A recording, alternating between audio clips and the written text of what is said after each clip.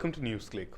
Over the last few weeks, Facebook has been running a massive ad campaign seeking support for its Free Basics platform. Free Basics, which has come in for severe criticism in its earlier avatar as internet.org, connects users to a limited array of content online for free. The platform has come under severe criticism for violating the principle of net neutrality.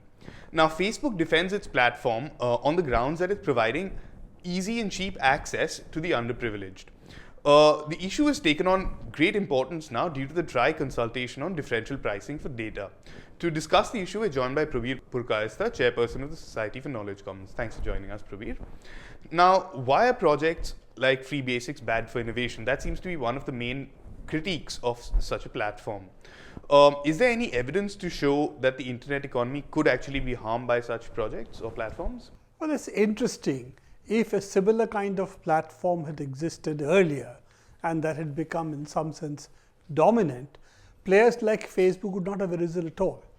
Essentially, there is the whole issue comes from whether you could have gatekeepers for the internet and should the telcos be gatekeepers for the internet. So essentially, this plan, that Free Basics plan that is being offered to the Reliance. Reliance Communication is a telecom player, and essentially Reliance says, if you connect to me and ask for Free Basics, I'll give it to you free. And the Free Basics therefore becomes a platform which some people may choose to go instead of going to the full-blown internet. Now, if you look at the internet, it has about 1 billion websites, out of which something like probably 300 million to 400 million are active. These websites are also, they could also be applications. So, they could be apps you download. So, they offer services and content. And the power of the internet is that there are so many people offering content and services. This is the distinction between what would be a cable TV as a platform and what the internet is. If you give people only a limited amount of websites and say this is the free internet, people may stay there forever. And therefore, what you would deny them is an opportunity to have to connect to all the other content that exists. Vice versa, all those people who would like to connect to everybody else on the internet then cannot connect to you, because Reliance in this case would become the gatekeeper and say, no, you cannot connect to my subscribers because they have only asked for Free Basics, and that's a platform only that they can access. You just said that Facebook and Reliance have entered into this agreement, but Facebook has gone to quite a lot of trouble to point out how it's ready and willing to enter into similar agreements with various different telecom providers as well, so that users are not restricted to the choice of only, say, Reliance. Does that take care of your concern? I think the essential concern is telcos acting as gatekeepers to the internet. The internet means that if I connect to the internet, I can connect to anybody. Vice versa, anybody who wants to give application content to me can connect to me. By virtue of this differential principle that is being introduced, that you can get some consumers but not the rest. What Facebook would be doing with Reliance or with any other telecom vendor for matters is that these telecom vendors would become actually gatekeepers. Now, if you accept this principle for so-called good, tomorrow the same principle can be used to say some sites can connect if they pay me money, those sites who don't pay me money cannot connect. So, the principle of it, that gatekeeping by telcos then gets established in the guise of free internet services for a few or free basics for a few, and that in the long term is the problem, because telecom players should only act for allowing a certain set of services, in this case data services, and should not be looking into what is inside those data packets, which party it comes from, which is the website and so on. This principle, if you allow the telcos to do, then it can get in all kinds of differential predatory pricing, differential treatment for all websites that it then might introduce. So, I think here the issue is really the principle. If you want to give free internet, sure, there should be other ways of doing it, but this should not be converted to giving it access to only 100 websites out of, at the moment, 1 billion websites. The interesting part of it is that in India, the mobile space has been increasing at a very high rate. We have saturated the voice space, but data has now started catching up. Last 1 year, we have 60 million odd subscribers who have connected to mobile internet. There's no evidence to show that people are slowing up because the internet data services are really too expensive. I think the argument would then be, if that is so, the argument should then be that we should reduce the price of data services, and that would take care of the problem. So the argument here that provide, what would be called, we used to say it in the housing debate, weaker houses for weaker sections, that give them a poorer internet because they are poor people, means the poor people should not get full access because they don't have the money to pay for the full internet. Then we should really look for other ways of doing that, providing, say, 20 megabyte data free for the service, and only over that you pay. Secondly, a lot of the things they're talking about, education, health, you need in people's languages. You need doctors, you need teachers. Internet is not a substitute for them. So the whole argument that they're providing some public good itself is wrong. Secondly, it is the whole issue which came up right in the beginning of consumer protection, that should people give you freebies, and is that a good model for marketing? And it was argued that those kind of things which lead to predatory models, which freeze out a certain set of competitors by virtue of providing something free for a limited period, after you've got the competitors out, then of course you increase your prices. This is exactly the kind of problems you are likely to also get here, that this is to hook people onto Facebook and hope that they stay there forever. Third, of course, as you know, the data is a key issue in the internet economy. So what they're getting by virtue of this is, okay, I give you free services, you give me your data. That becomes a model that the poor's data would then be captured by these so-called free services forever. So what are other countries doing with respect to such platforms? I mean, are there any actual alternative models that can be used to provide subsidized access but do not breach principles of net neutrality or do not affect the market adversely as Free Basics does? I think there is something which we have done in telecom, which is to be called the universal service obligation, that you had the necessity, any telecom service provider had the necessity to offer telecom services to the people in a way they could access it.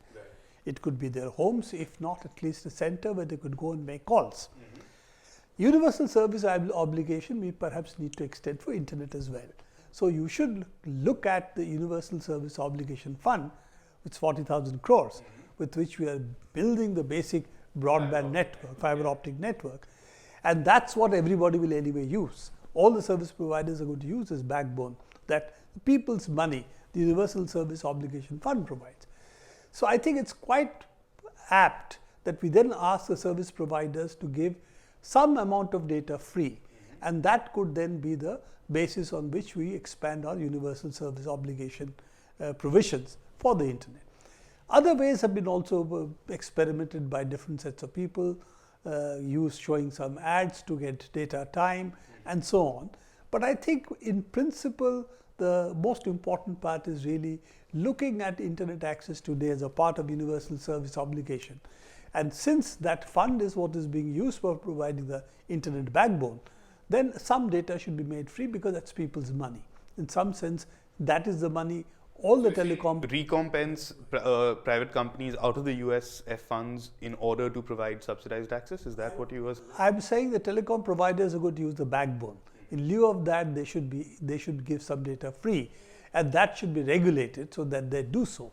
Otherwise, why are we offering this backbone to them to use? That's really a subsidy the people of India are giving to all the telecom providers in this country.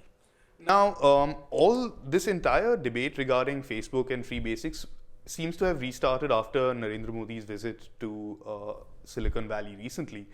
Do you think it's fair for the state to actually try and delegate these responsibilities of providing access that you just mentioned to the private sector? Or do you think that this is a useful model in the way the public and private should combine to work towards development? Well, I don't think this is really a private-public partnership model, because here what we are doing is Facebook is offering services for Facebook. Now, that's not a public purpose. That's really a private purpose. I also think that when such debates are taking place in the country, and net neutrality is a key debate for the internet, and let's be very clear, Internet is the future of knowledge economy, it's artery of commerce, it's access to various services, it's access to knowledge and so on. So the Internet, whoever controls the Internet really controls our future in some sense. Here the state has a responsibility, and the state cannot run away by handing this responsibility over to big Internet global monopolies. I also think that given there is a huge policy debate on issues like net neutrality, the Prime Minister of the country has to be more circumspect and not go to Google's offices and Facebook's offices, who are doing various things in the country which have an impact in terms of policy. And then the policy making people who are there then will also take into account the optics, that here is the Prime Minister having an open house with Mark Zuckerberg. Here is, Pichai getting access to the Prime Minister. And then a lot of these policies that could get skewed or distorted because the impact it has on the policymakers. Now, in that context, many people have also pointed, particularly online, to how Facebook's full-page advertisements, which they're running across newspapers for the last couple of weeks, have been misleading because they talk about providing a free basic internet. Do you agree with this? Do you think any action can be taken against Facebook? Do you think TRAI will actually take this into consideration in its consultation? I don't know whether it falls under TRAI's jurisdiction or not, but certainly under what would be called the Consumer Protection Act. Misleading the public is a violation. So you do believe that they are misleading the public? Of course, because when you call something as this is a free basic internet and call the service you offer, which is nothing to do with the internet in this sense of being the whole of internet, and you call this free basics, then you are confusing the people about a free basic internet with your free basics as a service. And Facebook has used these two interchangeably in its ads, in its campaign. It has used free basic internet and then said, therefore support free basics. So that's an interesting point. Something you've just touched upon actually is the fact that you don't have any communication tools or chat tools and such search functions, for example, on free basics, and one would regard those as the most sort of basic utilities on the internet today. Now, coming to a more generic issue, which is some people look at this entire issue of net neutrality as whether essentially this is a debate about whether you should treat the internet as a public utility. Is it time, given the sort of benefits the internet offers in the 21st century, that you treat it much as you would water or electricity and therefore regulate it as such? Of course, the other side of the coin is that you will have people saying that this leads to the possibility of excessive government intervention in what is largely a civilian space, maybe if you want to put it like that, or a space free of too much government intervention. What are your thoughts on this? There are two aspects to the issue of a public utility. One is, if certain kinds of functions become monopolies, then they should be treated as public utilities, because monopoly power otherwise would distort completely the relation between the one who is providing the service and the one who is availing of the service. It's a completely unequal relationship. I think internet monopolies today have become dominant powers on the internet. I think about 10 of them really have 75% of the clicks, they have 75% of the global commerce and so on. So they really are at the moment monopolies vis-a-vis you and me, who are the consumers. Now the question of regulation therefore is important. The problem with regulation, which is what has always been there, is if you regulate the monopoly, there is a pushback. The monopoly doesn't want to be regulated. In this case, the problem becomes even more, because this monopoly is not a global, it's not a local monopoly. It's not a national monopoly, it's a global monopoly. And as of date, we have really no instruments to control global monopolies of this kind. So I think, yes, the answer is it should be treated as a public utility, but we need to therefore look at what kind of internet governance we want, by which we can regulate what today essentially are global monopolies. Well, that's all the time we have today to discuss this issue. I would encourage all of you to put in your opinions or your comments on the TRAI consultation, the time period for which has been extended till the 7th of January. Do keep watching NewsClick.